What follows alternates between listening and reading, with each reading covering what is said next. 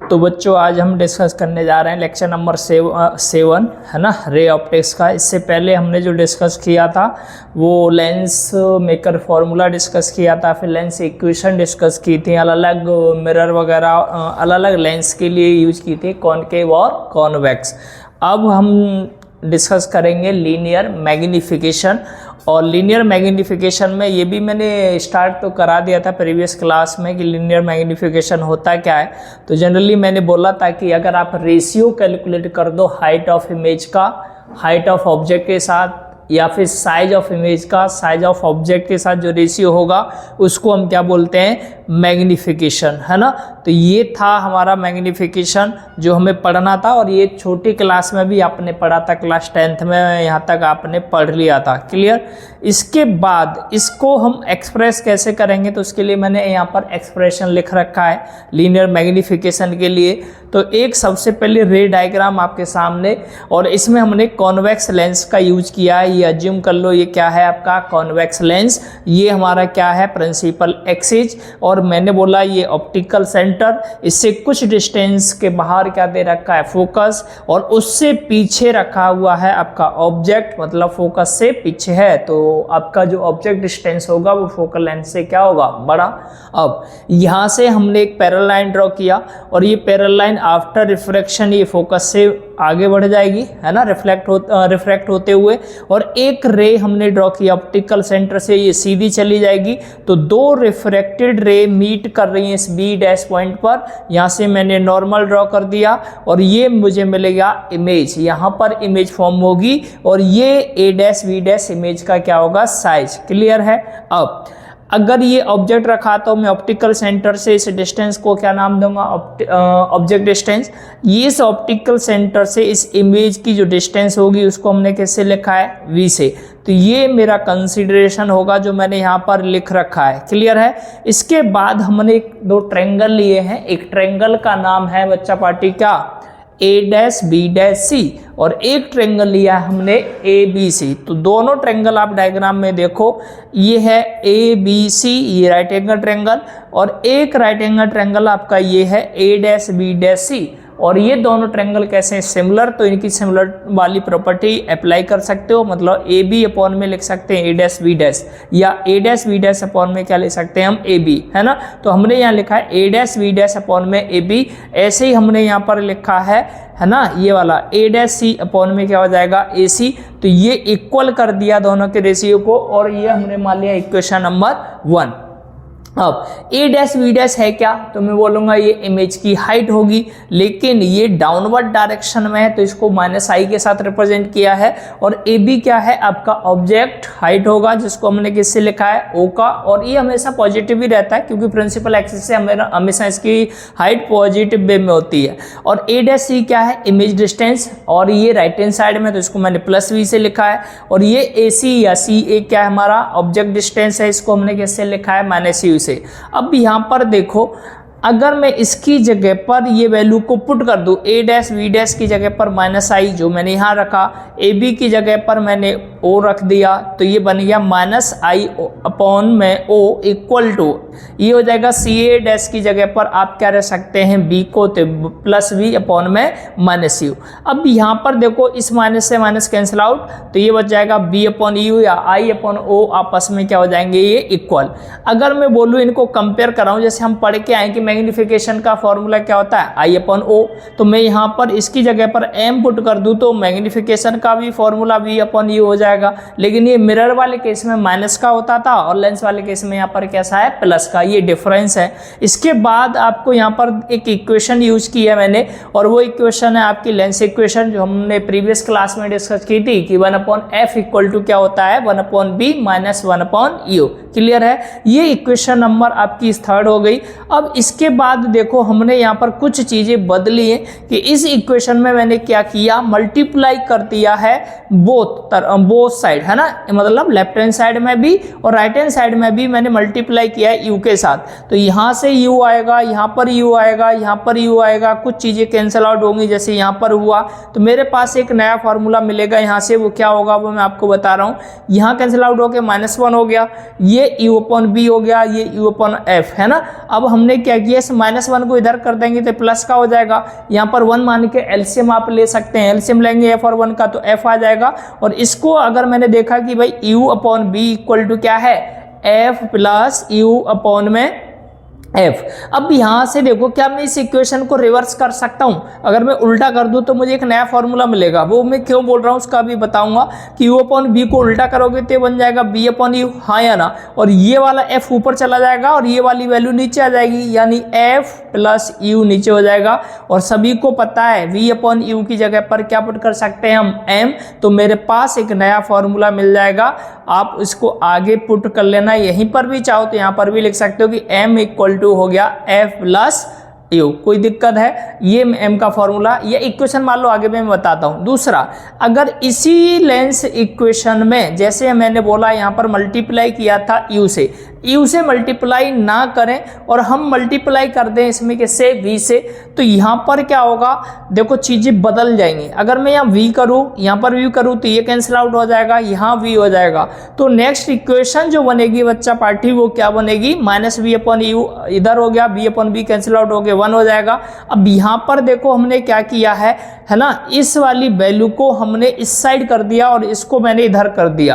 तो अगर मैं इसको राइट हैंड साइड में लेके जाऊंगा तो ये तो हो जाएगा प्लस का, और इसको मैं लेफ्ट हैंड साइड में लेके जाऊंगा तो ये हो जाएगा माइनस का। यहाँ मान लो 1, एलसीएम ले लो, एलसीएम लेंगे तो बन जाएगा f - v/f, और ये है v/u। इक्वेशन नंबर क्या है, 5th। अब यहाँ पर भी मैं वही कहूँगा कि m डाल दो। तो देखो ये भी फॉर्मूला किसका, m का, ये भी फॉर्मूला किसका, m का, ये भी फॉर्मूला जो अभी आप पढ़ के आए हो किसका, m का, ये भी फॉर्मूला किसका, m का। तो अब आपके पास मैग्निफिकेशन के लिए ये सारे फॉर्मूले मैंने एक साइड लिख दिए कि भाई हाइट ऑफ इमेज अपॉन में हाइट ऑफ ऑब्जेक्ट, ये भी फॉर्मूला होगा। इमेज डिस्टेंस अपॉन में ऑब्जेक्ट डिस्टेंस, ये भी इमेज का मैग्निफिकेशन का फॉर्मूला होगा। ये भी मैग्निफिकेशन का फॉर्मूला, ये भी मैग्निफिकेशन का फॉर्मूला। अगर VU दे रखा है तो इसको अप्लाई करना है, हाइट दे रखी है इमेज की ऑब्जेक्ट की तो इसको अप्लाई करना है। अगर क्वेश्चन में फोकल लेंथ दे रखा है, ऑब्जेक्ट डिस्टेंस दे रखा है तो आप इस फॉर्मूले का यूज डायरेक्ट कर सकते हैं। अगर इमेज डिस्टेंस दे रखी है, ये था ऑब्जेक्ट डिस्टेंस के लिए, यहाँ पर है इमेज डिस्टेंस और फोकल लेंथ, तो इस फॉर्मूले का यूज कर सकते हैं। तो मेरे पास डिफरेंट फॉर्मूले हो गए जो मैंने एक तरफ लिख दिए हैं। यहाँ तक कोई डाउट्स? इसके बाद देखो आपको अच्छे से समझ में आ गया होगा, है ना। इसके बाद आगे बढ़ते हैं, इमेज फॉर्म या कॉन्वेक्स लेंस। तो इन्हीं जो फॉर्मूले हमने जो डिस्कस किए हैं इनसे ही हम आगे बढ़ने वाले हैं। अब पहला पॉइंट है, जब भी मैं बात कर रहा हूँ कॉन्वेक्स लेंस की तो आपको क्लास 10th की कुछ बातें याद आनी चाहिए कि कॉनकेव मिरर से टोटल जो इमेज बनती थी बच्चा पार्टी बनती थी 6। अब लेंस में जाओगे तो मैं बोलूँगा कॉनकेव मिरर जो था उसको मान लो कॉन्वेक्स लेंस। तो जितना कॉनकेव मिरर से बना वो बनेगा कॉन्वेक्स लेंस से। तो कॉन्वेक्स लेंस से भी कितनी इमेज बनने वाली है, 6। कॉन्वेक्स मिरर से सिर्फ कितनी बनती थी, 2। तो कॉनकेव लेंस से कितनी बनेगी तो बोलेंगे 2। अब यहाँ पर सबसे पहले बात कर रहे हैं हम कॉन्वेक्स लेंस से, तो चीज़ें वही रहेंगी जो 10th में थी कि भाई पहला ऑब्जेक्ट कहाँ पर हो सकता है, लोकेशन क्या हो सकती है ऑब्जेक्ट की, तो आपने बोला था, पढ़ा था, इन्फिनिटी।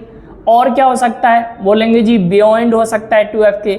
और क्या हो सकता है जी 2f पर हो सकता है। और क्या हो सकता है कि 2f और किसके बीच में हो सकता है, f के बीच में हो सकता है। और क्या हो सकता है, अलग अलग कंडीशन हमने बोला था कि f पर हो सकता है। और क्या पॉसिबिलिटी होती है, तो हम बोलते हैं ऑप्टिकल सेंटर ऑफ f के बीच में हो सकता है। तो ये 6 लोकेशन हो सकती है जहाँ पर ऑब्जेक्ट को हम क्या कर सकते हैं, प्लेस कर सकते हैं। तो पहला ऑब्जेक्ट को कहाँ पर रखा है बच्चा पार्टी, इन्फिनिटी पर। और मैंने यहाँ पर बोला कि जब ऑब्जेक्ट को इन्फिनिटी पर रखोगे तो फॉर्मूला को यूज करो और u की जगह पर क्या पुट करो, इन्फिनिटी पुट कर दो। तो यहाँ से आप देखोगे इसकी वैल्यू क्या हो जाएगी, 0। यहाँ से कैंसिल आउट होके v इक्वल टू क्या हो गया, f। इसका मतलब ये है कि इमेज डिस्टेंस इक्वल होगी किसके, फोकल लेंथ के, और इसका मीनिंग क्या हुआ कि इमेज फॉर्म होगी कहाँ पर, फोकस पर। कहाँ पर बनेगी, फोकस पर। और देखो यहाँ पर लिखा है और focal length is positive so image distance is also positive. Image की नेचर कैसी हो जाएगी, राइट हैंड साइड में बन रही है, ये ध्यान रख लेना, कॉन्वेक्स के लिए रियल हो जाएगी, है ना। तो अब निकालेंगे क्या, मैग्निफिकेशन। क्या निकालेंगे, मैग्निफिकेशन। और मैग्निफिकेशन का फॉर्मूला भी पढ़ के आए हम, एक फॉर्मूला पढ़ा है ना अपने v अपॉन यू। तो v की जगह पर v को रहने दो, u की जगह इन्फिनिटी पुट कर दो। जैसे ही इन्फिनिटी पुट करोगे इसकी वैल्यू क्या हो जाएगी, 0। और 0 का मतलब ये है m अगर 0 है तो मैं बोलूँगा उसका जो साइज होगा वो पॉइंट साइज हो जाएगा। क्लियर है। तो इस तरह की आपकी इमेज क्या होगी, फॉर्म होगी। ये आपको ध्यान रखना है। क्वेश्चन नंबर, इसी में एक और लोकेशन दे रखा है, मतलब ये केस नंबर 2 बोल सकते हैं कि when an object lie beyond 2f, 2f से पहले अगर इमेज फॉर्म हो रही है ना। आप याद ध्यान रखना 2f से पहले, सॉरी ऑब्जेक्ट रखा हुआ है मतलब 2f से पहले। जैसे हमने मिरर में पढ़ा था ना बियॉन्ड c, तो यहाँ पर c नहीं होता, यहाँ पर क्या होता है 2f लेंस में। तो 2f से पहले ऑब्जेक्ट को आपने रखा है और फिर इमेज हम देख रहे हैं कि इमेज कहाँ बनेगी। तो हम अभी डिस्कस करते हैं इस चीज को। सबसे पहले तो ये डायग्राम आप देखोगे, इस डायग्राम में मैंने ये 2f है, ये f है, 2f से थोड़ा सा पीछे आपने ऑब्जेक्ट रखा। फिर से मैं वही बोलूंगा पैरेलल लाइन ड्रॉ करो, फिर आपको पता है वो फोकस से जाएगी। फिर एक और रिपीटेबल लाइन होगी कि ऑप्टिकल सेंटर से ड्रॉ कर दो, वो आपको पता है सीधी निकल जाएगी। तो यहाँ कट करेंगे, वहां पर क्या बन जाएगा, इमेज। तो ये a डैश b डैश आपकी इमेज होगी। आपको साइज भी दिख रहा होगा कहीं ना कहीं क्या हो रहा है, छोटा। तो जो जो चीजें हमने डायग्राम में देखी वो हमने यहाँ पर लिखी। और फिर हमने देखा एक और चीज कि भाई यहाँ पर जो ऑब्जेक्ट डिस्टेंस है वो फोकस से क्या है, बड़ा। क्यों, क्योंकि फोकस के 2f से पहले ऑब्जेक्ट रखा हुआ है, तो ऑब्जेक्ट डिस्टेंस हमेशा क्या माना जाएगा, बड़ा हो जाएगा। तो ये है मेरे पास लेंस इक्वेशन। अब ये लेंस इक्वेशन में हम क्या करने वाले हैं, यहाँ पर वैल्यू को सॉल्व करेंगे, है ना। वैल्यू को डाल दो, जो जो जैसे वैल्यू दे रखे हैं। तो मैंने इसको देखा, v की वैल्यू निकाली इसको सॉल्व करके। तो मेरे पास जो v की वैल्यू आई वो क्या है, uf अपॉन में u प्लस f। अब यहाँ पर जैसे हमने बोला कि भाई u ग्रेटर देन 2f है, तो इसका मतलब v क्या हो जाएगा, ये बड़ा है, ध्यान रख लेना। तो v जो होगा वो पॉजिटिव, और इसका मतलब ये हुआ कि आपकी जो इमेज बनेगी वो किसके बीच में बनने वाली है, f एंड 2f, है ना, इसके बीच में। अब निकालेंगे भाई मैग्निफिकेशन क्या होगा। तो मैग्निफिकेशन का फॉर्मूला क्या होता है, v अपॉन u। आपने बोला कि u बड़ा है यहाँ पर, है ना, तो v अपॉन u, तो then the value of m will be, ये कैसी हो जाएगी, नेगेटिव। अगर 1 से छोटी है तो इमेज की नेचर रियल हो जाएगी और साइज कैसा हो जाएगा, आप बोलोगे यहाँ पर स्मॉलर होगा साइज, है ना, 1 से छोटी वैल्यू होती है। और m की वैल्यू माइनस में आ जाती है तो नेचर भी पता है हमें, नेचर क्या हो जाता है, रियल। तो ये था केस नंबर 2। ऐसे ही एक और केस दे रखा है, केस नंबर 3। आप इसको भी सेम वे पे पढ़ सकते हैं। यहाँ पर हम बोलेंगे ऑब्जेक्ट कहाँ पर रखा है, 2f पर। तो आप इसको सॉल्व उसी वे पे करना है कि भाई 2f पर है तो आपका ऑब्जेक्ट डिस्टेंस कहीं ना कहीं आप क्या बोलोगे, यहाँ से यहाँ तक f, यहाँ से यहाँ तक f। इसको भी सॉल्व करेंगे आगे, तो b की वैल्यू निकालेंगे। और ये लेफ्ट हैंड साइड में तो इसकी वैल्यू आपको पता है, इधर इमेज बन रही है, इसको सॉल्व करेंगे और यहाँ पर देखेंगे कि v की वैल्यू किसके इक्वल होगा, 2f के, है ना, डबल हो रहा होगा। और अब इस केस में आप देखोगे कि इसकी जो वैल्यू आएगी, अगर मैं इसको सॉल्व करूंगा तो ये माइनस में जाएगी। किस में जाएगी, माइनस में। तो यहाँ पर फिर से वही बोलेंगे कि भाई रियल इमेज बनेगी। कैसी इमेज बनने वाली है, रियल। और साइज कैसा हो जाएगा आपका, आप देख रहे हो अगर 1 है, जैसे मान लो इसको सॉल्व रखा, 2f अपॉन में 2f किया, कैंसिल आउट होके ये माइनस में था तो -2f -1 आ गया। कितना आया, -1। और माइनस का मतलब है नेचर हो गई रियल, और 1 का मतलब है साइज जो होगा वो क्या होगा, जो ऑब्जेक्ट का साइज है, मतलब सेम इन साइज आपकी इमेज क्या होगी, फॉर्म होगी। जितना बड़ा ऑब्जेक्ट होगा इमेज भी उतनी ही बड़ी फॉर्म होगी। ये अगला एक सेम क्वेश्चन होगा, है ना, केस।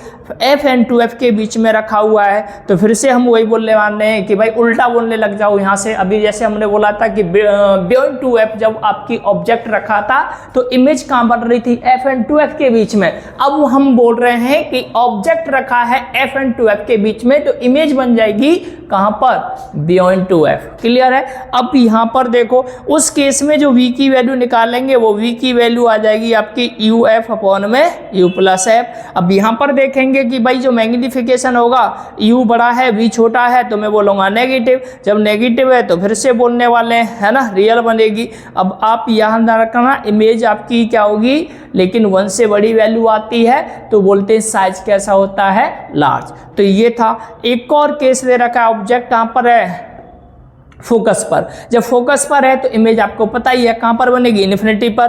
तो आपको कुछ नहीं करना, आप यहाँ पर बोलने वाले हैं कि अगर ऑब्जेक्ट फोकस पर है तो मैं u की जगह पर f पुट कर सकता हूँ और माइनस से माइनस कैंसिल आउट, यहाँ से b की वैल्यू मिलेगी और b की वैल्यू किसके इक्वल, इन्फिनिटी। और यहाँ पर मैग्निफिकेशन में जाएंगे तो यहाँ पर पुट कर दो, ये माइनस का साइन आ रहा है तो आप बोलोगे इन्फिनिटी पर हमारी जो इमेज होगी वो रियल तो होगी लेकिन हाईली क्या होगी, मैग्नीफाइड होगी।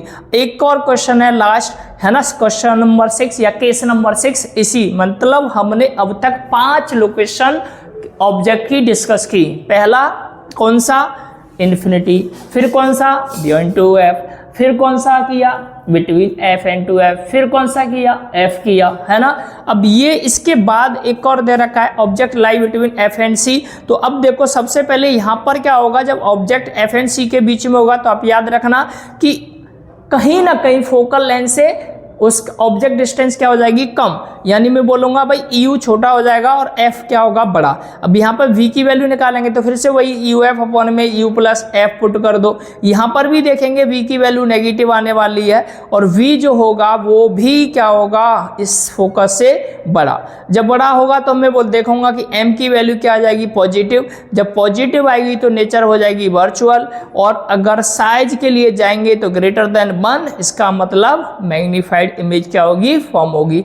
अब यही सेम चीजें कॉनकेव में पढ़ने वाले हैं, तो बच्चा पार्टी आप याद रखना कॉनकेव में, कॉनकेव लेंस में से सिर्फ और सिर्फ 2 इमेज बनती हैं, दोनों की नेचर वर्चुअल होती है क्योंकि ये लेफ्ट हैंड साइड में क्या होंगी, फॉर्म होंगी। और यहाँ पर फर्स्ट जैसे हमने यहाँ पर रखा है ना ऑब्जेक्ट को। अब यहाँ पर देखो v की वैल्यू निकाली, जब v की वैल्यू निकाल रहे हैं तो आप यहाँ पर देख रहे हो कि दोनों वैल्यू नेगेटिव है। जब नेगेटिव आएगा तो आप बोलोगे m की वैल्यू हमेशा माइनस माइनस कैंसिल आउट कर दोगे भाई, u भी ध्यान रखना, u की वैल्यू भी माइनस में है लेफ्ट हैंड साइड, v की वैल्यू भी माइनस में है, तो नेचर आगे निकालने जाओगे m, तो यहाँ पर माइनस से माइनस क्या कर देंगे आप, कैंसिल आउट करोगे। जब कैंसिल आउट हो जाएगा तो इसकी वैल्यू पॉजिटिव। जब m पॉजिटिव होता है नेचर आपको पता ही है वर्चुअल बनती है, लेस देन 1 बनेगी तो साइज कैसा हो जाएगा, स्मॉलर। ये था कॉनकेव लेंस और कॉन्वेक्स लेंस की इमेज फॉर्मेशन, है ना, वही फॉर्मूला थी। अब इसी से जुड़ा एक और टॉपिक दे रखा है, पावर ऑफ लेंस। तो पावर कैसे पढ़ते हैं, अपने पावर का एक फॉर्मूला पढ़ा था, रेसिप्रोकल ऑफ फोकल लेंथ। क्या पढ़ा था, रेसिप्रोकल ऑफ फोकल लेंथ। मतलब आप फोकल लेंथ जो दे रखी है उसे 1/f करके लिख दो, लेकिन फोकल लेंथ किस में होनी चाहिए, मीटर में, ये आपको पता होना चाहिए। दूसरा, पावर की जो SI यूनिट होती है वो डायप्टर होती है, ये आपको याद रखना है। तो यहाँ पर मैंने लिखा है कि 1, है ना, अपॉन में पर मीटर बोल सकते हो, ये 1 डायप्टर के इक्वल होता है। दूसरी बात यहाँ पर जो याद रखना है, पावर ऑफ लेंस हमेशा 1 डायप्टर में रिप्रेजेंट करना है और ये फोकल लेंथ के इक्वल होगा, लेकिन फोकल लेंथ की वैल्यू कितनी होनी चाहिए, 1 मीटर। अब मीटर में होना चाहिए। दूसरा, हमने यहाँ पर एक फॉर्मूला यूज किया है ना, ये लेंस मेकर फॉर्मूला।